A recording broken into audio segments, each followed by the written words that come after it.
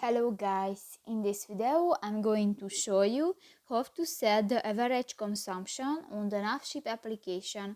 But first of all, I just want to mention, please don't forget to subscribe to our channel, because at 100,000 subscribers we are going to show you all YouTube revenue statistics and growth strategy, how to make money online. So let's jump into it. First of all, open the application on your device. Tap to the three lines at the upper left corner of the screen and go to the second option, the My Boat. In the boat section you can find the average consumption, and here just drag it the circle to the number that suits you, and if you don't, just click to the OK.